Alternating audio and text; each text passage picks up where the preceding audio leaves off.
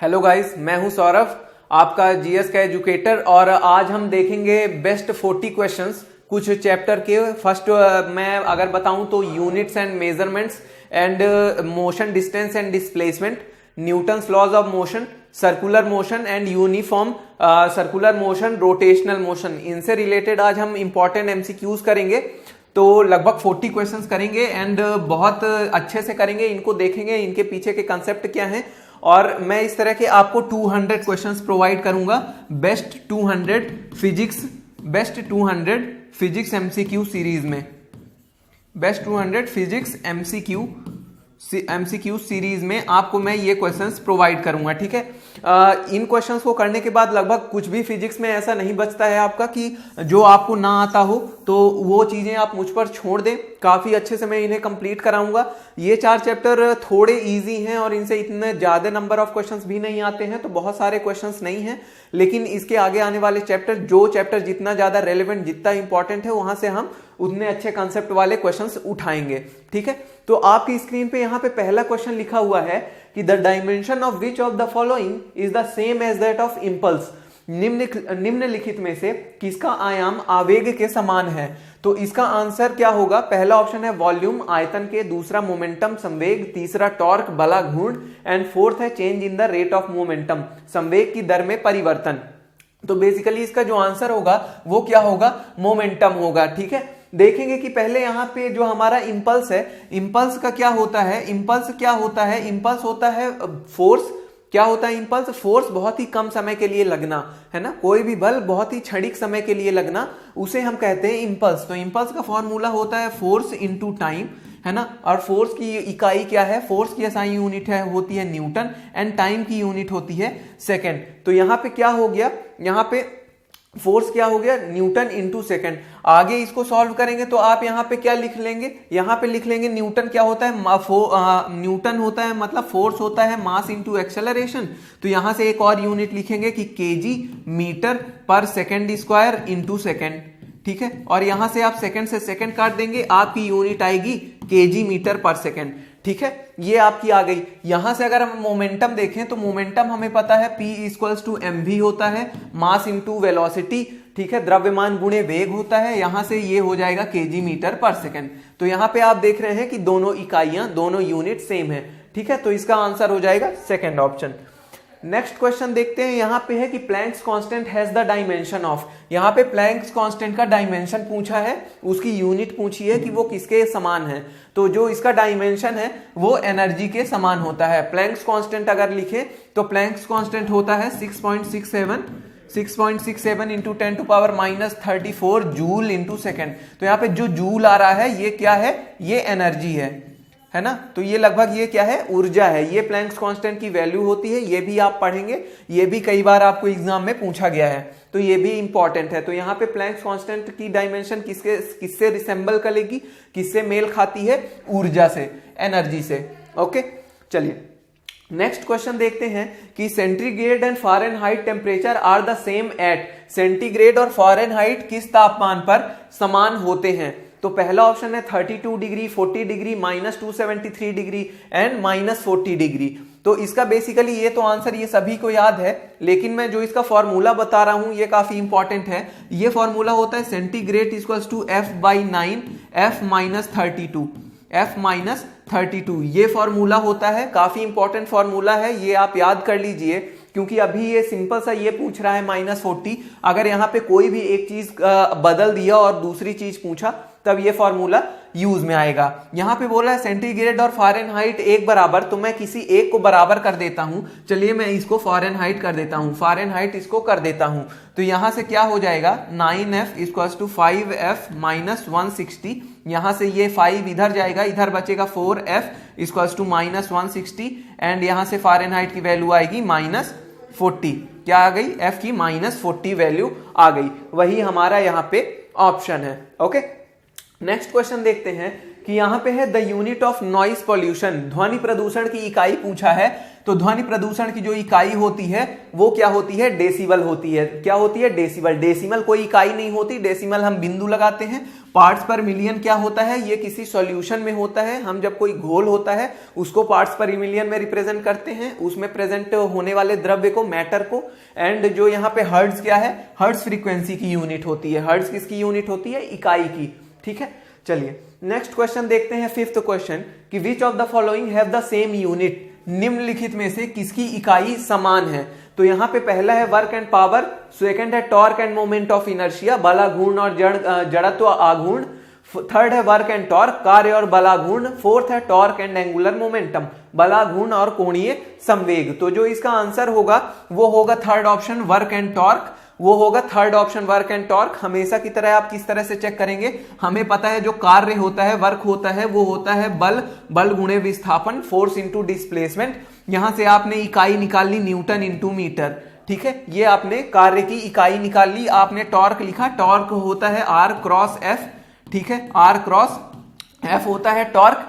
ठीक है, यहां पे आर क्या है, परपेंडिकुलर डिस्टेंस है, जो बल लगा रहे हो आप। जैसे कि कोई बॉडी है, कोई वस्तु है, वो क्या कर रही है, वो रोटेशनल मोशन कर रही है अपने एक्सिस पे, बलाघूर्ण कर रही है अपने एक्सिस पे।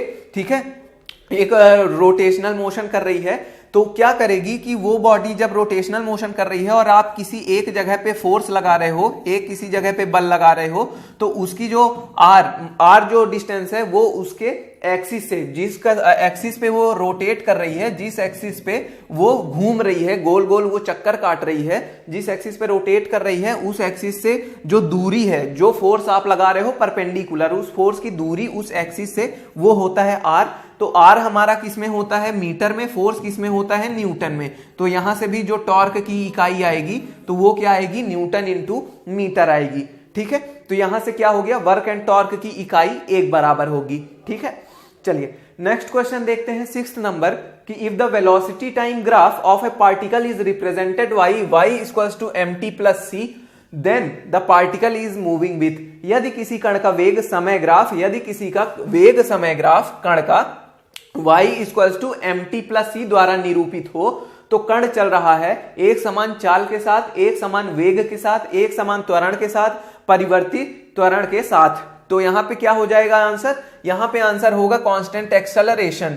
ठीक है, तो ये कैसे होगा ये देखेंगे कि यहां पे लिखा है वेलोसिटी टाइम ग्राफ, तो मतलब इक्वेशन दी हुई है y equals to mt plus c। तो ये यहां पे आपको ये जानना चाहिए हमेशा वेलोसिटी टाइम ग्राफ में, वेलोसिटी टाइम ग्राफ में हमेशा टाइम किस डायरेक्शन में होता है, एक्स एक्सिस में होता है टाइम। ठीक है, एंड वाई एक्सिस क्या रिप्रेजेंट कर रहा है, वाई एक्सिस रिप्रेजेंट कर रहा है वेग को। वाई एक्सिस किसको रिप्रेजेंट कर रहा है, वेग को। ठीक है, तो वाई को हम वेलोसिटी मानते हैं। यहां से त्वरण कैसे निकालेंगे, त्वरण निकालेंगे dy बाई dt, ये क्या हो जाएगा आपका, एक्सेलरेशन हो जाएगा। तो यहां से अगर आप इसका डिफरेंशिएशन करते हैं, यहां से डिफरेंशिएशन करते हैं, तो कांस्टेंट का डिफरेंशिएशन 0 होता है, और यहां पे डिफरेंशिएशन t की पावर 1 है, तो t की पावर 1 का डिफरेंशिएशन 1 हो जाएगा, और यहां से आपको सिर्फ क्या मिलेगा, m कांस्टेंट। तो यहां से एक्सेलरेशन जो आएगा वो आपका m आएगा, मतलब एक्सेलरेशन जो त्वरण है वो क्या है, कांस्टेंट है, एक समान त्वरण के साथ।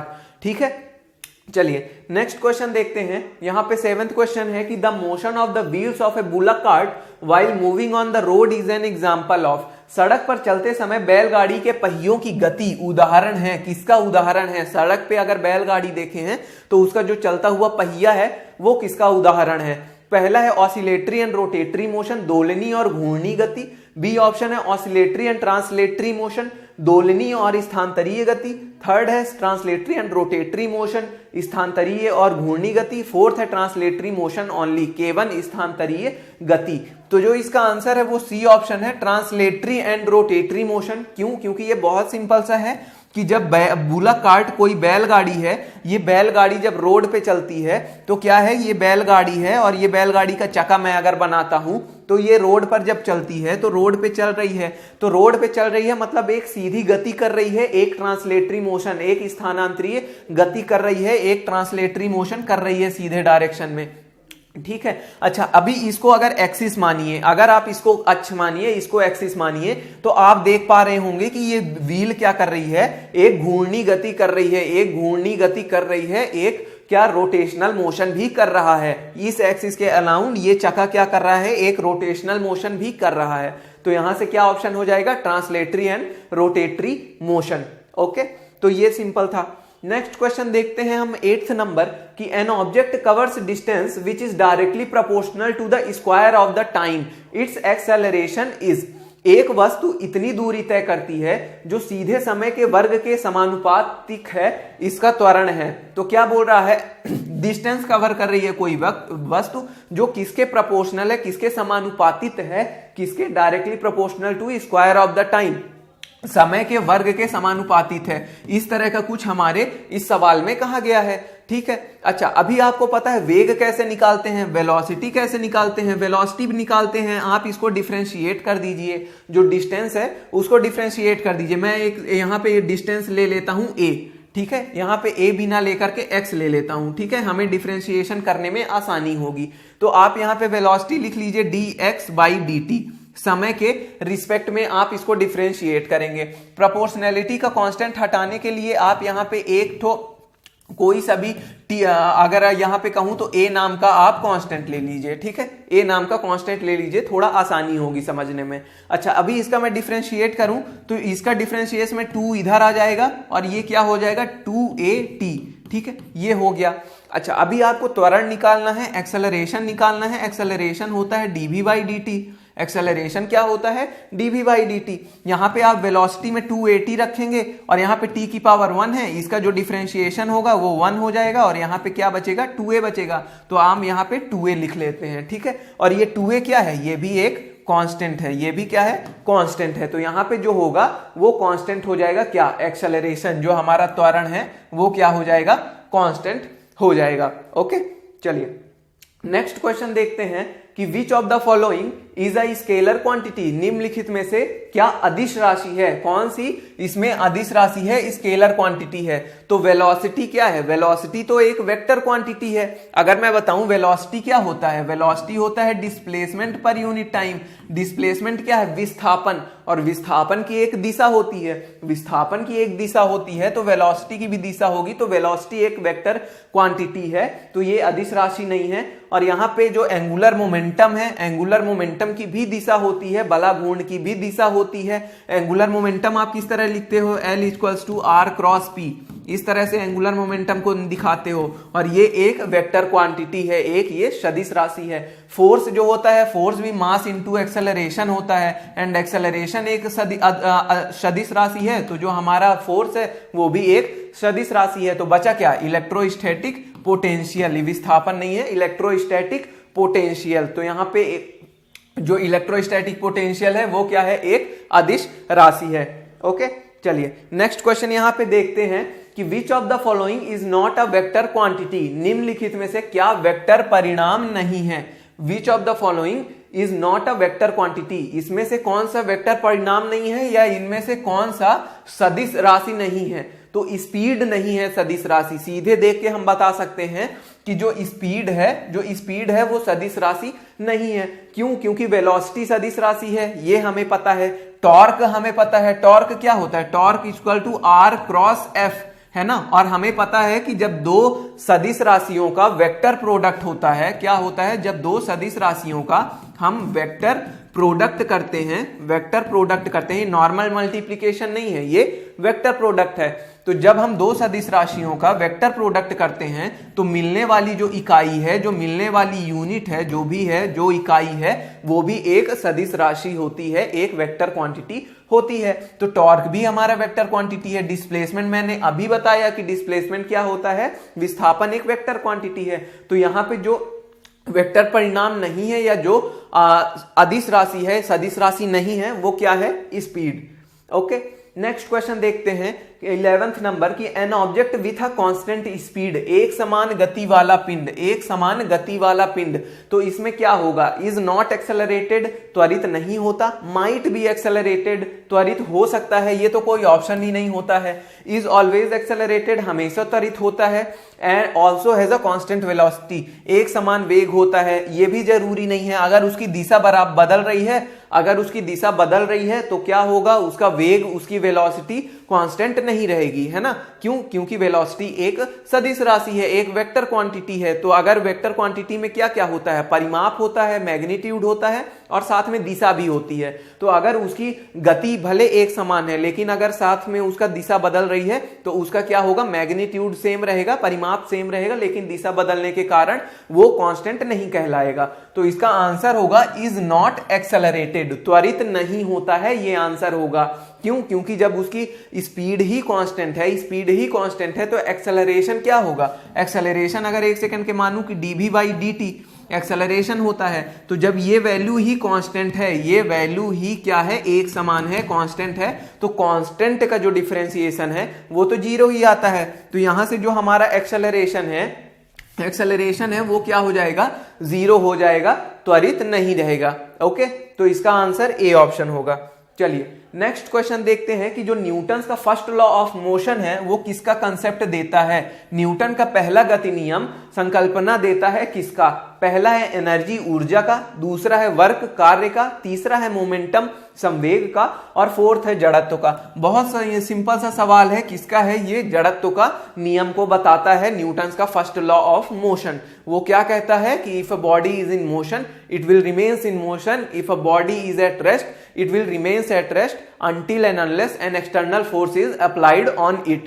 ठीक है, तो ये न्यूटन का फर्स्ट लॉ ऑफ मोशन है जो क्या एक्सप्लेन करता है, हमारे जड़त्व के नियम को, इनर्शिया को, लॉ ऑफ इनर्शिया को एक्सप्लेन करता है। ओके, नेक्स्ट क्वेश्चन देखते हैं 13 नंबर क्वेश्चन हमारा कि a person is hurt on kicking a stone due to, पत्थर को ठोकर मारने से व्यक्ति को चोट लगने का कारण है क्या है, इनर्शिया है या वेलोसिटी वेग है या रिएक्शन प्रतिक्रिया है या मोमेंटम संवेग है। तो जो इसका आंसर है वो क्या है, इनर्शिया है। इनर्शिया क्यों? क्योंकि अगर मान लीजिए ये बड़ा सा कोई पत्थर है, ये पत्थर रखा है और ये व्यक्ति है कोई, ये इसको लात मारा और इसके पैर में चोट आई। तो क्यों आई? क्योंकि ये पत्थर अपनी जगह से नहीं हिलना चाहता, पत्थर अपनी जगह से नहीं हिलना चाहता। इस व्यक्ति ने इस पत्थर को हिलाने की जगह मतलब कोशिश की और इस पे लात मारा, तो ये क्या किया, ये अपने हिलने का अपोज किया, उसका विरोध किया। मतलब इनर्शिया यहाँ पे क्या, जड़त्व का नियम आ रहा है, लॉ ऑफ इनर्शिया आ रहा है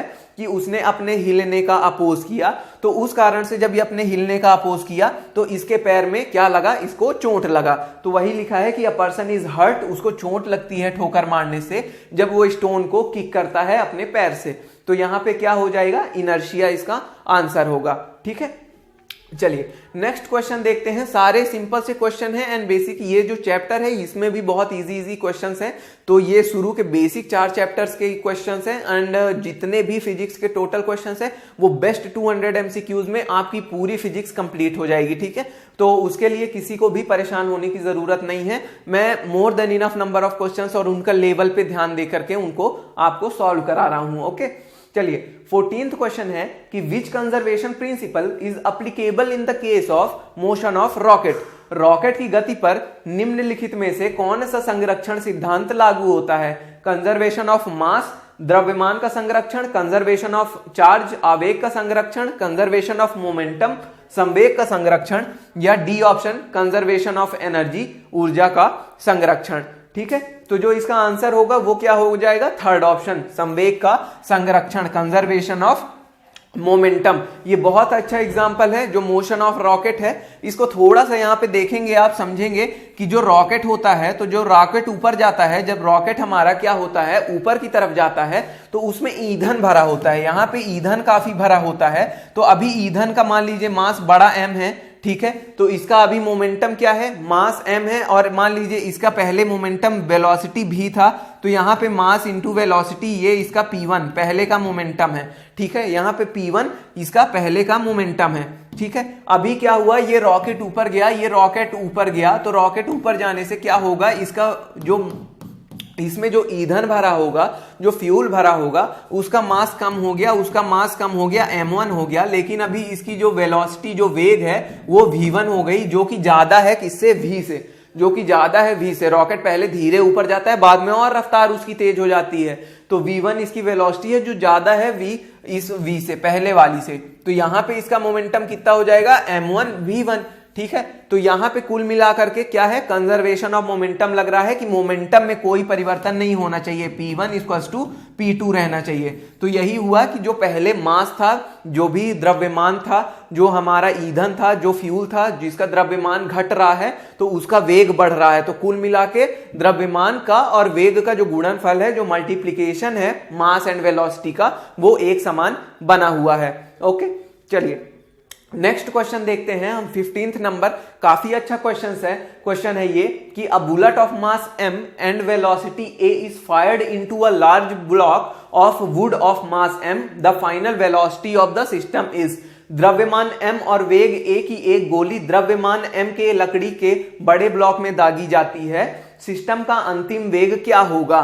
तो इसको बहुत आराम से समझते हैं कि एक कोई ब्लॉक है, एक कोई ब्लॉक है, ये मान लीजिए मैंने माना m, ये m का एक ब्लॉक है, ठीक है, m मास का द्रव्यमान का एक ब्लॉक है। ये छोटी सी गोली यहां से चलाई गई मास m की, ठीक है, एक ये छोटी सी गोली मास m की चलाई गई और इसकी वेलोसिटी, इसका वेग बता रहा है a, ठीक है। ये हम मान लिए कि ये छोटी सी गोली चलाई गई a वेग की, ठीक है। ये इधर आ रही है गोली, ये इधर आ रही है, आकर के इस पे धंस गई, आकर के ये गोली धंस गई और उसके बाद बोला गया है कि final velocity of the system, मतलब कि ये गोली इस पे आकर के धंस गई, ये गोली इस डब्बे पे आकर के धंस गई जिसका द्रव्यमान बड़ा M था, यहां पे मैं कैपिटल M लिख देता हूं, और इसकी जो यहां पे ये छोटी सी गोली आ गई, मतलब पूरा सिस्टम का कितना हो गया मास, बड़ा M प्लस छोटा m। क्यों? क्योंकि अब ये गोली भी यहां आके धंस गई है, ठीक है। अच्छा, अभी ये क्या हुआ, ये आगे की तरफ मूव करने लगा, समझ लीजिए कि v वेलोसिटी से v वेग से ये आगे की तरफ मूव करने लगा। तो ये बोल रहा है कि पूरे सिस्टम का यही इसी वेलोसिटी का वैल्यू पूछा गया है, ये हमारे क्वेश्चन ने कहा है। ओके, चलिए, तो अभी यहां पे principle of conservation of momentum लगेगा। Principle of conservation of momentum जो मैंने आपको पिछले क्वेश्चन में समझाया, संवेग का संरक्षण सिद्धांत, संवेग का संरक्षण सिद्धांत, कंजर्वेशन ऑफ मोमेंटम, यही यहां पे लगाएंगे कि जो इनिशियल मोमेंटम है, इनिशियल मोमेंटम था m इंटू ए। इनिशियल मोमेंटम क्या था, m इंटू ए। मोमेंटम क्या होता है, p equals to m into v, ये होता है फॉर्मूला।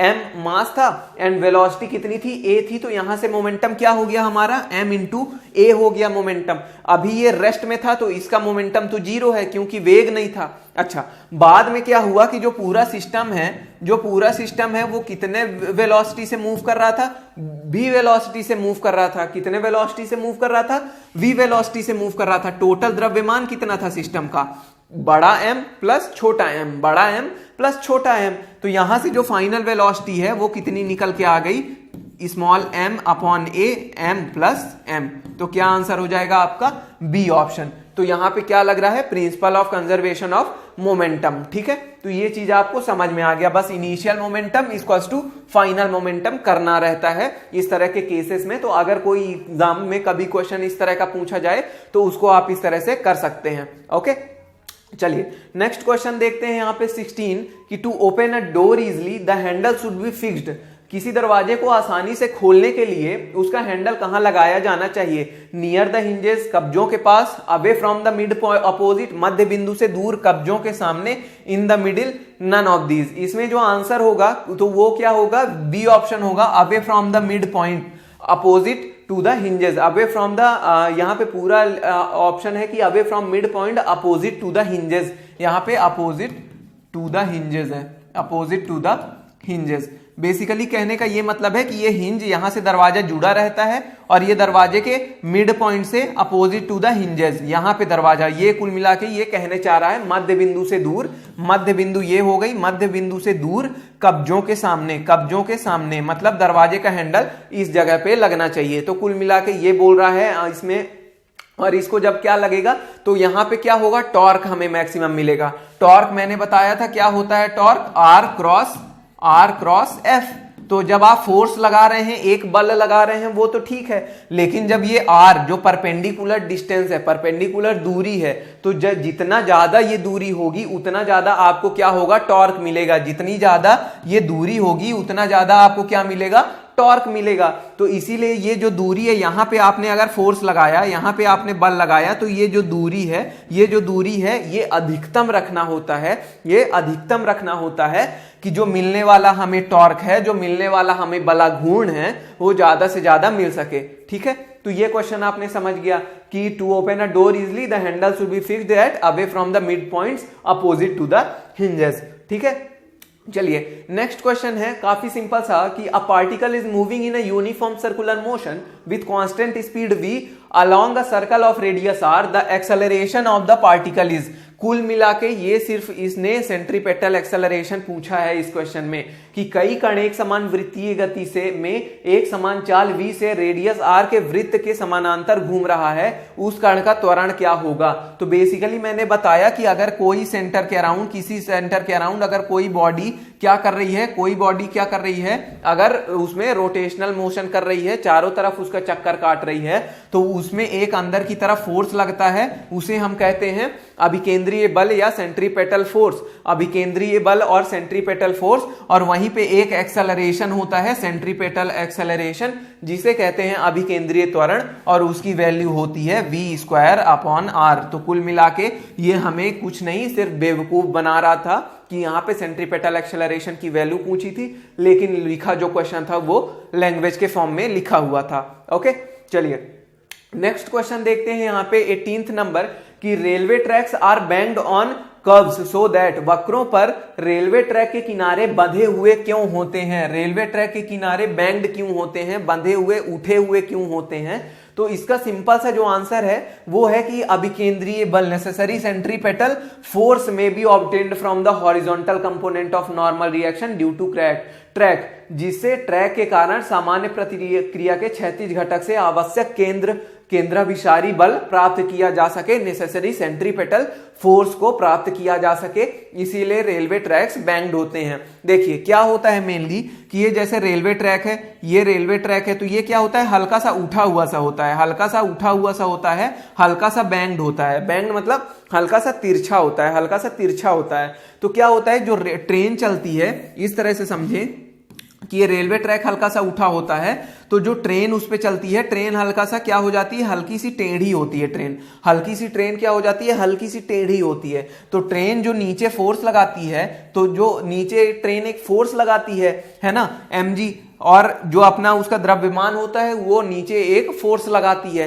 तो जो हमारी धरती है वो एक नॉर्मल रिएक्शन लगाती है, एक रिएक्शन, नॉर्मल रिएक्शन लगाती है। क्यों? क्योंकि Newton third law of motion लागू होगा, every action to gets equal and opposite reaction. तो जब ये ट्रेन इस पे नीचे की तरफ बल लगाती है, तो धरती भी इस पे एक नॉर्मल रिएक्शन लगाती है। तो ये नॉर्मल रिएक्शन का दो कंपोनेंट होता है इस डायरेक्शन में, तो एक इस डायरेक्शन में n sin थीटा हो जाता है और इस डायरेक्शन में n cos थीटा होता है। ठीक है, तो बेसिकली यहां पे थीटा एंगल अगर बन रहा है तो ये जो n sin थीटा, जो ये हॉरिजॉन्टल कंपोनेंट है, ये क्या प्रोवाइड करता है हमें, नेसेसरी सेंट्रीपेटल फोर्स प्रोवाइड करता है, अभिकेंद्रीय बल प्रोवाइड करता है। और ट्रेन क्या होती है, इजिली मुड़ जाती है कर्व्ड रोड में, बैंक्ड रोड में इजिली ट्रेन क्या हो जाती है, मुड़ जाती है। ठीक है, चलिए नेक्स्ट क्वेश्चन देखते हैं यहां पे कि 1 CSL unit is equal to, एक CSL इकाई बराबर है, किसके बराबर होती है। तो ये बहुत सिंपल सा क्वेश्चन है। एक CSL इकाई 1.4 times the mass of the sun होती है, सूर्य के द्रव्यमान का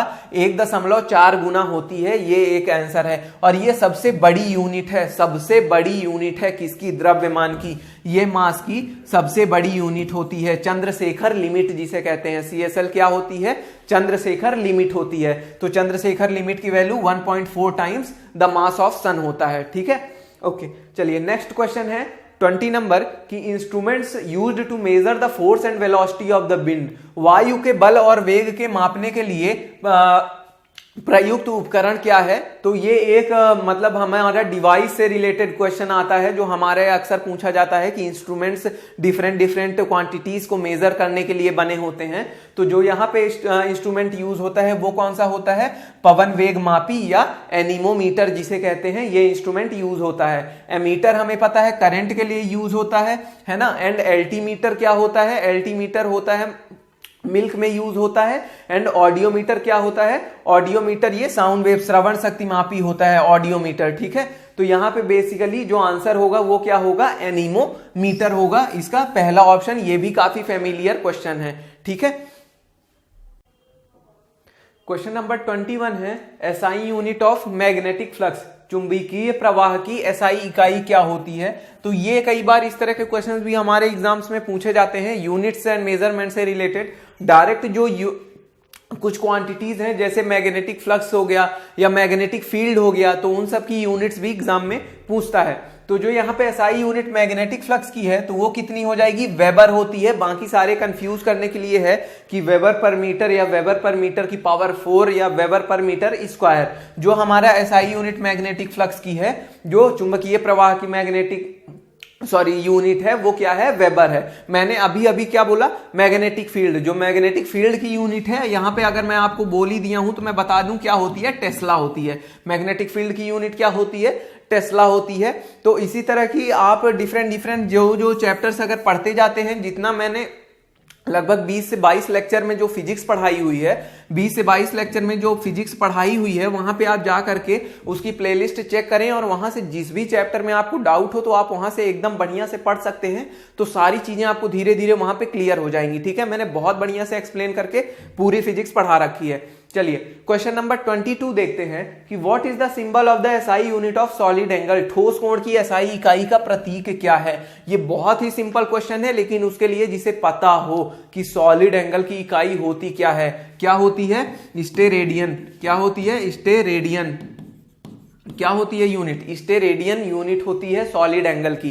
लेकिन ये तो फिर भी अभी यूनिट है। अभी यहां पे ऑप्शन में क्या पूछा है, ऑप्शन में ये आपसे सिंबल में पूछा हुआ है। ऑप्शन में किस फॉर्म में पूछा हुआ है, सिंबल में पूछा हुआ है। तो मैंने ये चीज भी पढ़ा रखी है यूनिट एंड मेजरमेंट में बहुत अच्छे से पहले ही लेक्चर में, कि जो स्टेरेडियन की इकाई है वो होती है एसआर। एसआर ये होती है इकाई, स्मॉल एस स्मॉल आर। तो इसका आंसर क्या हो जाएगा, बी ऑप्शन, स्टेरेडियन। ठीक है, इस तरह से आपको कंफ्यूज कर सकता है, एसटी लिख करके, एसएन, एसडी, ये अलग अलग ऑप्शन लिख करके आपको कंफ्यूज कर सकता है।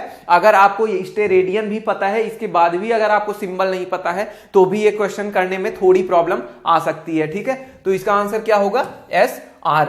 ओके, नेक्स्ट क्वेश्चन देखते हैं 23rd नंबर क्वेश्चन कि parsec is the unit measurement of. Parsec इकाई माप है किसका, डेंसिटी ऑफ स्टार। क्या तारों का घनत्व तो हम पार्सेक में नापते हैं, या खगोलीय दूरी एस्ट्रोनॉमिकल डिस्टेंस को क्या हम पार्सेक में नापते हैं, या खगोलीय पिंड की चमक को नापते हैं, ब्राइटनेस ऑफ हेवनली बॉडीज को क्या हम पार्सेक में नापते हैं, या orbital velocity of giant stars, ठीक है, विशालकाय सितारों की कक्षीय वेग को नापते हैं। तो क्या नापते हैं हम, एस्ट्रोनॉमिकल डिस्टेंस। क्या नापते हैं हम पार्सेक से, पार्सेक क्या है, एस्ट्रोनॉमिकल डिस्टेंस बताता है। ठीक है, तो 1 पार्सेक इक्वल्स टू यूनिट भी होती है, क्या होता है, 1 parsec equals to 3.26 light years. ये एक वैल्यू भी है, ये इटसेल्फ एक यहाँ पे आपका ये क्वेश्चन ही है कि 1 पार्सेक की वैल्यू कितनी होती है, 3.26 लाइट ईयर्स होती है। और हमें पता है कि जो ये लाइट ईयर है, ये जो प्रकाश वर्ष है, जिसे प्रकाश वर्ष कहते हैं, तो वो क्या बताता है, वो एक दूरी को बताता है, एक डिस्टेंस को बताता है, एक दूरी को बताता है। तो जब ये दूरी को बताता है तो जो पार्सेक है वो भी दूरी बताएगा। तो सीधी सी बात है, एस्ट्रोनॉमिकल डिस्टेंस या खगोलीय दूरी नापने को ही इसका इस्तेमाल होगा। ठीक है, चलिए नेक्स्ट क्वेश्चन है यहाँ पे 24 की the dimensional formula of density is. घनत्व का आयामी सूत्र कितना है। तो इसको सिंपल सी बात है कि आपको डायमेंशनल फॉर्मूला अगर मैं निकालने को कहूं तो आप हमेशा पहले इस तरह से एम, एल और टी लिख लिया करिए, जहां पे ये होता है मास, ये होता है आपका लेंथ, लंबाई, और ये होता है आपका समय, टाइम। ठीक है, अच्छा, अभी घनत्व तो होता है density equals to mass upon volume, द्रव्यमान बटे आयतन। मास होता है किलोग्राम में एंड वॉल्यूम किस में होता है, वॉल्यूम होता है मीटर क्यूब में। मीटर क्यूब में वॉल्यूम होता है, ये वॉल्यूम की इकाई है मीटर क्यूब। ठीक है, तो इसको अगर मैं इस तरह से लिख लूं कि किलोग्राम मीटर की पावर -3, इस तरह से मैं इसको लिख लूं, बिल्कुल। एंड केजी क्या बताता है, एम बताता है, और केजी है कितना, केजी की पावर 1, मतलब m1। मास क्या बताता है, लेंथ बताता है, एम क्या बताता है, स्मॉल एम। ये एम क्या बताता है, दूरी बताता है, लेंथ बताता है। तो एल लिख लूं, पावर कितनी है, -3। समय तो यहां पे है ही नहीं, समय की पावर 0। तो ये हो गया डायमेंशनल फॉर्मूला, इसी को आयामी सूत्र भी कहते हैं। तो आपको क्या ध्यान देना है कि जब कभी डायमेंशनल फॉर्मूला पूछे तो एम, एल और टी लिखो, एम, एल और टी लिखो, और इस तरह से आप उसकी इकाई निकालो, इस तरह से आप उसकी इकाई निकालो, यूनिट निकालो, और यहां से देख करके कि किसकी क्या पावर है वो यहां पे रख दो।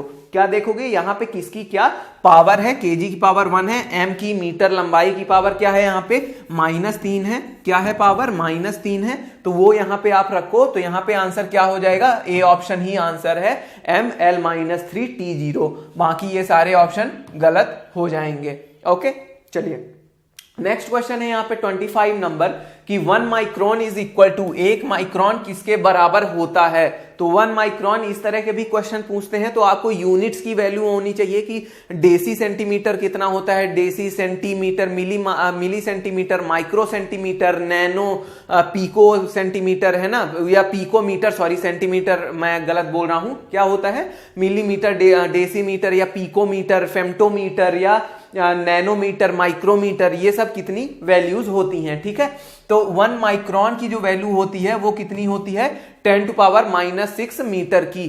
ठीक है, कितनी होती है, 10⁻⁻6 मीटर होती है। अगर आप लिखेंगे कि 1 माइक्रोन इक्वल्स टू 10⁻⁻6 मीटर, ठीक है, ये वैल्यू होती है। अगर यहां पे पूछा होता कि डेसी, सेंटी, मिली, माइक्रो, नैनो, और या तो अगर पीकोमीटर पूछता है ना, 1 पीकोमीटर अगर यहां पे आपसे पूछता कि 1 पीकोमीटर कितना होता है, 1 पीकोमीटर कितना होता है, वो हो जाता है 10⁻12 मीटर, है ना यहाँ पे। तो आपको ये चीज याद रखनी है, थोड़ा आपको ये सब याद रखना है, जितने भी यूनिट हैं, छोटी यूनिट और बड़ी यूनिट भी, डेको, हेक्टा, किलो, मेगा, टेरा, पेटा, एक्सा, ऐसा करके आप याद कर सकते हो, डेकामीटर है ना, किलोमीटर, इस तरह से आप इनको याद कर लो, ये कई बार एग्जाम में आपके पूछा जाता है।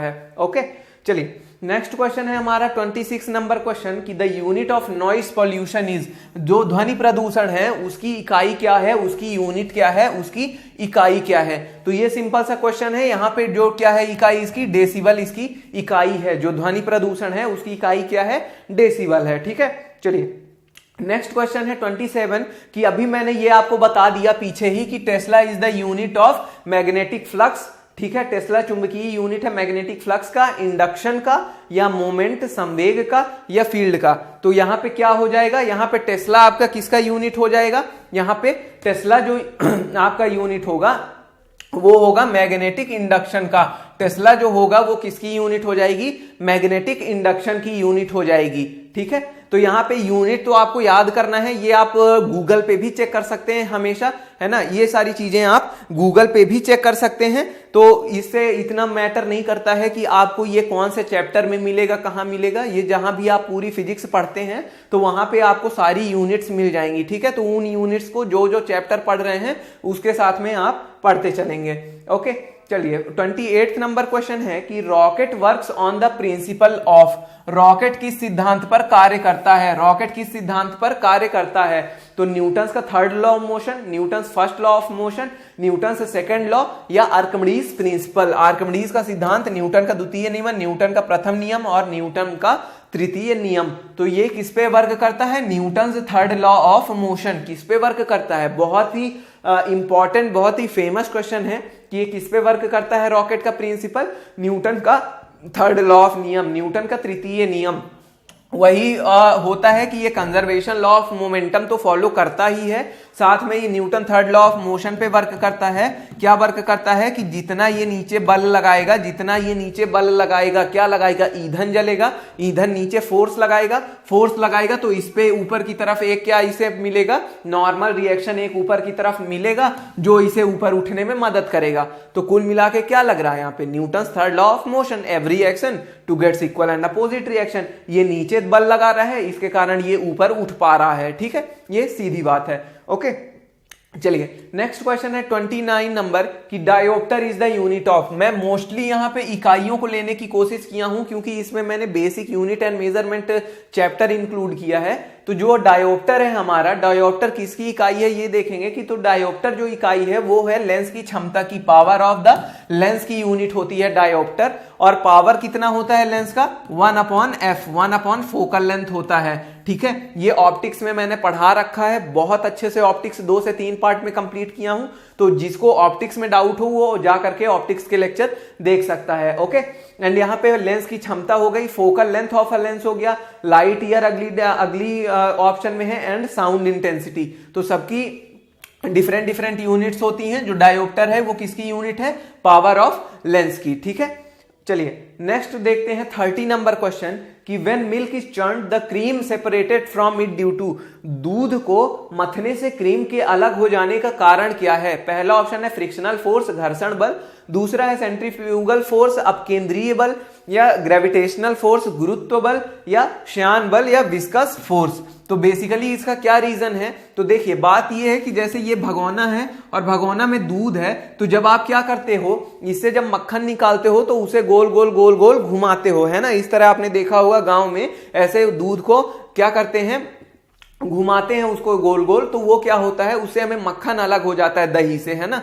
तो बेसिकली उसका रीजन क्या है कि वो जो मक्खन है, जो भी मक्खन प्रेजेंट है उस दूध में, उसमें बाहर की तरफ एक बल लग रहा है। क्या लग रहा है, बाहर की तरफ एक बल लग रहा है, जिस कारण से वो क्या हो रहा है, दूध से या दही जो भी है उससे अलग हो जा रहा है। तो ये बल को क्या कहते हैं, इसको कहते हैं हम सेंट्रीफ्यूगल फोर्स या अपकेंद्रीय बल। ठीक है, ये चीज मैंने रोटेशनल मोशन में बहुत अच्छे से एक्सप्लेन कर रखी है कि कब आपका सेंट्रीफ्यूगल फोर्स लगता है, कब सेंट्रीपेटल फोर्स लगता है, कब अभिकेंद्रीय बल लगता है। तो अभिकेंद्रीय बल के लिए मैंने बताया था कि अभिकेंद्रीय बल हमें अपने केंद्र की तरफ महसूस होता है, सेंटर की तरफ महसूस होता है जब कोई चीज क्या करती है, घूर्णी गति करती है, रोटेशनल मोशन करती है। यहां पे भी रोटेशनल मोशन हो रहा है, लेकिन जो ये महसूस होने वाला बल है जो कि मक्खन है, उस पे बल किधर लग रहा है, बाहर की तरफ, इसीलिए वो क्या हो रहा है, अलग हो जा रहा है दूध से। तो यहां पे आंसर क्या होगा, सेंट्रीफ्यूगल फोर्स या अपकेंद्रीय बल। ये काफी अच्छा क्वेश्चन है, काफी इंपॉर्टेंट क्वेश्चन है और काफी बार रिपीट भी हुआ है एग्जाम्स में। ओके, चलिए नेक्स्ट क्वेश्चन है 31 क्वेश्चन कि a bomb at rest explode into a large number of tiny fragments, the total momentum of tiny fragments, the total momentum of all fragments. ठीक है, ओके, यहां पे शायद थोड़ा सा मिस्टेक है, लेकिन कुल मिला के बोल रहा है कि एक बॉम्ब एक्सप्लोड हुआ है, large number of tiny fragment, छोटे छोटे फ्रेगमेंट में बहुत सारे नंबर्स में क्या हो गया, फट गया है। मान लीजिए एक ये बॉम्ब का गोला था और ये अभी फूट गया है छोटे छोटे छोटे छोटे कणों में, है ना, एकदम ब्लास्ट ये बॉम्ब हो गया है। तो ये क्या बोल रहा है कि पूरा सभी जो इतने टाइनी पार्टिकल्स हैं सबका जो कोणीय संवेग नहीं, यहाँ पे टोटल लीनियर मोमेंटम पूछ रहा है, रैखिक संवेग पूछ रहा है कि इनका कुल रैखिक संवेग क्या होगा या कुल इनका संवेग क्या होगा, लीनियर मोमेंटम क्या होगा। यदि विराम अवस्था में एक बम छोटे छोटे अनेक टुकड़ों में फट जाता है, एक क्या बम, ये बम है, एक बम छोटे छोटे अनेक टुकड़ों में फट जाता है, तो सभी टुकड़ों का कुल संवेग कितना होगा, शून्य होगा। यह depends upon total mass of all fragment, सभी टुकड़ों के कुल द्रव्यमान पर निर्भर करता है। या थर्ड ऑप्शन है depends on the speed of various fragments, विभिन्न टुकड़ों की चाल पर निर्भर करता है। या सी ऑप्शन है इज इन्फिनिटी, अनंत होता है। तो इसका आंसर होगा 0 होता है। क्यों 0 होता है, तो बेसिकली क्या होता है, जब बम फटता है तो जो बम के जो पार्टिकल्स हैं छोटे छोटे, वो अलग अलग दिशाओं में भागेंगे, अलग अलग दिशाओं में भागेंगे, कुछ इस तरह से सब अलग अलग दिशाओं में भागेंगे, सब अलग अलग दिशाओं में भागेंगे और अलग अलग दिशाओं में उनका अलग अलग वेग होगा, अलग अलग सबका मास होगा। m1 इसका मास है, m2 इसका मास है, m3 इसका मास है, द्रव्यमान है। ठीक है, और ये अलग अलग दिशाओं में भाग रहे हैं, अलग अलग वेग से, अलग अलग दिशाओं में अलग अलग वेग से भाग रहे हैं। तो जब इनका क्या होगा, आप टोटल एंगुलर मिस्टेक हो रहा है, एंगुलर मोमेंटम बोल रहा हूं, ये रैखिक संवेग है। ठीक है, लीनियर मोमेंटम, सभी लीनियर मोमेंटम का जब आप सम करोगे, सभी लीनियर मोमेंटम का जब आप सम करोगे, लीनियर मोमेंटम क्या होता है, P equals to m into v. ठीक है, तो जब सभी लीनियर मोमेंटम का आप सम करोगे तो वहां पे क्या होगा, जो लीनियर मोमेंटम है वो वेक्टर क्वांटिटी है। क्यों, क्योंकि जो वेग है उसकी अलग अलग दिशा होगी, अलग अलग दिशा होगी। तो अगर एक डायरेक्शन को आप पॉजिटिव मानोगे तो दूसरी को आपको निगेटिव मानना होगा। तो इस तरह से जब टोटल आप जो रैखिक संवेग है, जो लीनियर मोमेंटम है, उसको ऐड करोगे तो जो मिलने वाला मोमेंटम है वो 0 ही होगा। क्यों, क्योंकि यहां पे लीनियर मोमेंटम कंजर्व्ड है। पहले वो बॉम्ब रेस्ट में था, उसकी कोई वेलोसिटी नहीं थी, 0 था, तो उसका जो मोमेंटम था वो mv क्या था, 0 था। मतलब जो बाद का मोमेंटम है वो भी 0 ही रहना है। तो ये चीज भी आप अपने दिमाग में बैठा लो कि यहाँ पे conservation of angular momentum, conservation of linear momentum follow करेगा, उस कारण से ये क्या हो जाएगा, 0 हो जाएगा। ओके, चलिए नेक्स्ट क्वेश्चन देखते हैं 32 नंबर का। A pilot has to release the bomb to hit a target pilot लक्ष्य को निशाना बनाने के लिए बम गिराता है। Right above the target, beyond the target, before the target, none of these. लक्ष्य से परे, लक्ष्य से परे, beyond the target, before the, लक्ष्य से पहले, लक्ष्य से पहले, यही इसका आंसर है। लक्ष्य से पहले, बिफोर द टारगेट वो बॉम्ब गिराता है। क्यों? क्योंकि अगर कोई फाइटर प्लेन है और यहां से जा रहा है, इस पॉइंट पे उसे बम गिराना है और इस दिशा में वो v वेलोसिटी से मूव कर रहा है, तो जब वो क्या करेगा, इस पॉइंट पे बम छोड़ेगा तो बम कुछ इस तरह से आकर के उस जगह पे गिरेगा। ठीक है, अगर यहां पे आकर के वो बम छोड़ेगा तो वो बम कुछ यहां पे आकर के गिरेगा। ठीक है, उस जगह पे जहां पे हमें गिराना था वहां पे वो नहीं गिरेगा। ठीक है, तो यही कारण है कि अपने टारगेट में पहुंचने से पहले ही छोड़ता है, जिससे कि वो बम क्या करता है, एक प्रोजेक्टाइल मोशन करता है, एक प्रोजेक्टाइल मोशन करता है और आकर के अपने टारगेट पे लड़ जाता है, आकर के अपने टारगेट पे वो भिड़ जाता है। ओके, चलिए नेक्स्ट क्वेश्चन है 33 नंबर कि which among the following is the fundamental quantity. यहां पे ये सबसे बेसिक है, पहले चैप्टर में ही पढ़ाया हूं कि 7 फंडामेंटल क्वांटिटी, 7 मूलभूत इकाइयां क्या क्या हैं। तो निम्नलिखित में से कौन सा मूल परिणाम है या मूलभूत इकाई है? ठीक है, कौन सा फंडामेंटल क्वांटिटी है? पहला है वॉल्यूम, आयतन नहीं है, डेराइव्ड क्वांटिटी है, ये भी मैंने बता रखा है। ठीक है, जो वॉल्यूम होता है वो क्या होता है, density equals to mass upon volume. यहां से वॉल्यूम अगर आप निकालो या फिर वॉल्यूम अगर आप निकालो तो वॉल्यूम अगर किसी और चीज का निकालो तो किस तरह, मीटर क्यूब निकालते थे। कोई अगर क्यूब लो तो क्यूब का वॉल्यूम आप किस तरह निकालते थे, L into B into H, है ना। सब चीज क्या होती थी, एक बराबर होती थी, ये भी मीटर ये भी मीटर, मीटर में सबका गुणा जब करते थे तो क्या आता था, मीटर क्यूब। तो यहां से वॉल्यूम डेराइव्ड क्वांटिटी है, वेग भी डेराइव्ड क्वांटिटी है, डिस्प्लेसमेंट अपॉन टाइम होता है, फोर्स भी डेराइव्ड क्वांटिटी है, फोर्स को भी आप निकाल के ही आपको मिलता है क्या, मास इंटू एक्सेलरेशन। यहां से आप फोर्स की इकाई निकालते हो, लेकिन समय जो है वो है हमारी मूलभूत इकाई, फंडामेंटल क्वांटिटी। ठीक है, चलिए नेक्स्ट क्वेश्चन है यहां पे 34 नंबर कि in an atom the required centripetal force for an electron in its circular orbit is provided by.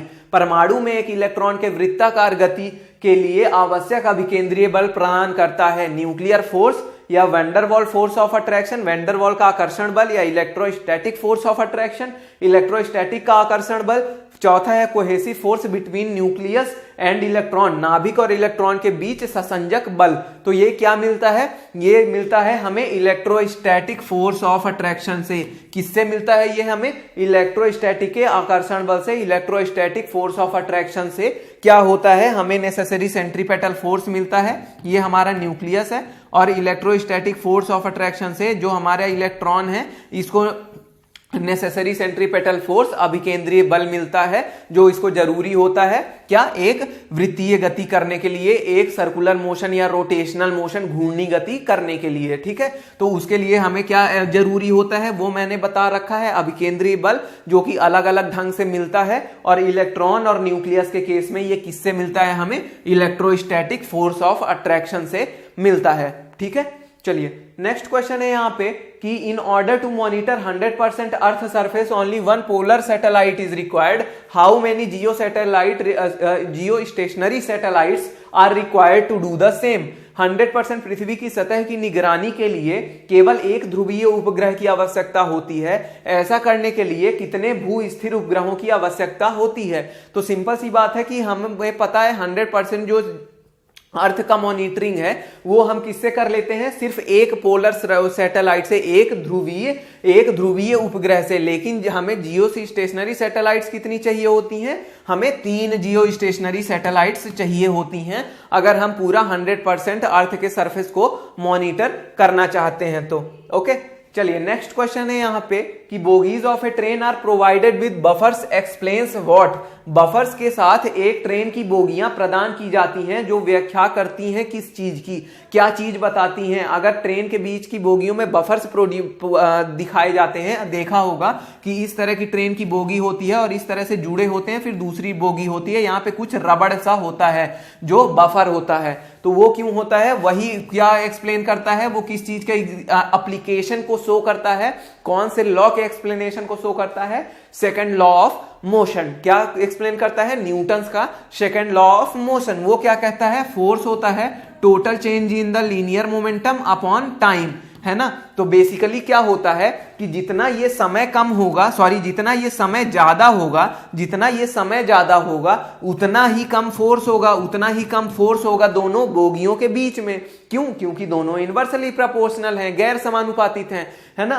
तो क्या होगा कि जैसे जब ट्रेन रुकती है तो ये वाली बोगी इधर की तरफ मूव करेगी, जब ये बोगी रुकेगी, जब ये बोगी रुकेगी तो ये इधर की तरफ मूव करेगी, तो ये दोनों बोगियों के बीच में जो बफर है, रबड़ है, वो कंप्रेस होगा, वो क्या होगा, दबेगा। दबने के कारण क्या होगा, ये बोगी इससे भिड़ेगी नहीं, और भिड़ने नहीं भिड़ेगी कारण क्या है कि उनके भिड़ने का समय बहुत बढ़ जाएगा, उनके भिड़ने का समय धीरे धीरे बहुत बढ़ जाएगा, और उस कारण से ये बोगी जो इस पे फोर्स लगाएगी वो क्या होगा, कम हो जाएगा। क्यों? क्योंकि समय बढ़ रहा है तो फोर्स घटेगा, है ना। समय बढ़ रहा है तो फोर्स घटेगा, तो उस कारण से क्या होगा, हमें बहुत ज्यादा झटका महसूस नहीं होगा। तो क्या एक्सप्लेन करती है bogies provided with buffer, second law of motion को एक्सप्लेन करते हैं। ठीक है, चलिए नेक्स्ट क्वेश्चन है यहाँ पे 37 नंबर कि what is the unit of universal gravitational constant, सार्वभौमिक गुरुत्वाकर्षण स्थिरांक की इकाई क्या है। तो ये क्या होगी, इसका इकाई होगी न्यूटन मीटर स्क्वायर पर किलोग्राम स्क्वायर। अब देखिए इस तरह के जब क्वेश्चंस आते हैं तब आपको फॉर्मूला पता होना बहुत ज्यादा आवश्यक है। तो अगर मैं बताऊं कि ग्रेविटेशनल फोर्स ऑफ अट्रैक्शन का फॉर्मूला क्या होता है, फोर्स होता है, फॉर्मूला जो होता है एफ होता है G(m1 m2 upon r square. ठीक है, ये द्रव्यमान होते हैं किन्हीं भी दो वस्तुओं के बॉडीज के, और ये उनके बीच की दूरी होती है r। ठीक है, आपकी इकाई इसकी पूछा हुआ है, हमें इसकी इकाई पता है, हमें पता है। देखिए अब यहाँ पे फॉर्मूला ये इंपॉर्टेंट है, अगर आपको डायरेक्ट यूनिट नहीं याद है तो फॉर्मूला याद होना जरूरी था। फोर्स की यूनिट होती है न्यूटन, जी आपको निकालना है, मास का हमें पता है केजी गुणे केजी, और यहाँ पे आर डिस्टेंस मीटर स्क्वायर में होती है, तो यहां से जी क्या आ जाएगा, न्यूटन मीटर स्क्वायर पर किलोग्राम स्क्वायर। काम खत्म। अगर आपको ये फॉर्मूला सिंपल सा पता होता तो आप तुरंत से जल्दी से या तो ये याद होता या तो ये फॉर्मूले से निकाल सकते हैं। तो हमेशा जब जो जहां जहां पे मैंने पूरे लेक्चर्स में एक्सप्लेन किया है फिजिक्स में फॉर्मूले, तो उनको आप एकदम ध्यान से पढ़ लें। ओके, चलिए नेक्स्ट क्वेश्चन देखते हैं 38 क्वेश्चन की 1 लाइट ईयर किसके बराबर होता है। 1 लाइट ईयर होता है 9.46 इंटू 10⁻15 मीटर। सिर्फ रट लो, इसको सिर्फ रट लो, एक प्रकाश वर्ष बराबर होता है 9.46 इंटू 10⁻15 मीटर के। ठीक है, ये कई बार एग्जाम में पूछा गया है, बहुत सिंपल सा क्वेश्चन है, लेकिन हम कभी कभी भूल जाते हैं। क्यों? क्योंकि ये 9.46 नहीं याद रहता। अगर कहीं ना कहीं दिमाग में पावर रह गई 10⁻15 तो वो शुरू में 9.46 नहीं हमें याद रहता है। ठीक है, चलिए नेक्स्ट क्वेश्चन देखते हैं 39 नंबर क्वेश्चन कि what is the correct formula of angular momentum. कोणीय गति का सही सूत्र क्या है, कोणीय गति का सही सूत्र क्या है, correct formula of angular momentum क्या है। तो इसका जो आंसर है वो हो जाएगा A option, L = R cross P। ठीक है, हमेशा R को पहले लिखना है, क्रॉस P। ये जो क्रॉस है ये क्या है, एक वेक्टर प्रोडक्ट है। क्या है ये, वेक्टर प्रोडक्ट। हमेशा आपको ये याद रखना है, इस तरह से भी ये क्वेश्चन में पूछ सकता है। R पहले लिखा जाता है किसी भी फॉर्मूले में, किसी भी वेक्टर फॉर्मूले में, मैं यूनिवर्सल बता रहा हूं, किसी भी वेक्टर फॉर्मूले में जो R है, जो एक्सिस से दूरी दी होती है R, वो हमेशा पहले लिखी जाती है, फिर क्रॉस, फिर मोमेंटम, फिर संवेग को लिखना होता है। ठीक है, चलिए लास्ट क्वेश्चन देखते हैं आज का 40 नंबर क्वेश्चन यहां पे कि the angular velocity of revolution of the planet around the sun in an elliptical orbit क्या होगा when the planet come closer to the sun. जब ग्रह सूर्य के करीब आता है तो एक अंडाकार कक्षा में सूर्य के चारों ओर ग्रह के चक्कर का कोणीय वेग क्या होता है, बढ़ता है, घटता है, एक समान रहता है, या उपरोक्त में से कोई नहीं, इंक्रीज होगा, डिक्रीज होगा, रिमेन सेम होगा, या कोई नहीं होगा। तो बेसिकली क्या होगा इस कंडीशन में एंगुलर वेलोसिटी जो उसका कोणीय वेग है वो बढ़ जाएगा। क्यों? क्योंकि हमें पता है L = एंगुलर वेलोसिटी कितना होता है, I × ओमेगा। ओमेगा है कोणीय वेग, है ना, एंगुलर वेलोसिटी, और I क्या है, मोमेंट ऑफ इनर्शिया, और ये क्या है, ये है एंगुलर मोमेंटम, कोणीय संवेग है। और I कितना होता है, m × r², द्रव्यमान गुणे r। r क्या है कि वो जिस सेंटर से के अराउंड घूर्णी गति कर रहा है, जैसे कि R सेंटर से दूरी है, ये हमारा सूरज है और ये कोई प्लेनेट है, तो उन दोनों के बीच की दूरी क्या है, R है। तो जब इनके बीच की दूरी सबसे कम होती है, जब इनके बीच की दूरी क्या हो जाती है, सबसे कम हो जाती है, जब ग्रह सूर्य के करीब आता है एक अंडाकार कक्षा में चारों ओर, तो क्या हो जाता है, मोमेंट ऑफ इनर्शिया कम हो जाता है। मोमेंट ऑफ इनर्शिया यहाँ पे आपका क्या हो गया, कम हो गया मोमेंट ऑफ इनर्शिया, ठीक है। लेकिन हमारा जो एंगुलर मोमेंटम है, जो कोणीय संवेग है, वो तो आपको कांस्टेंट रखना है, वो तो आपको एक समान रखना है। तो उसको एक समान रखने के लिए क्या हो जाता है, जो हमारी एंगुलर वेलोसिटी है, जो कोणीय वेग है, वो बढ़ जाती है, इंक्रीज कर जाती है। यही कारण है कि जब वो सूरज के पास आता है तो उसका कोणीय वेग क्या हो जाता है, इंक्रीज हो जाता है। तो ये हमारे शुरू के 4 चैप्टर के बेस्ट 40 क्वेश्चंस थे। एंड नेक्स्ट संडे को आपको आगे के चैप्टर्स के बेहतरीन क्वेश्चंस देखने को मिलेंगे नेक्स्ट वीडियो में। तब तक के लिए बाय बाय।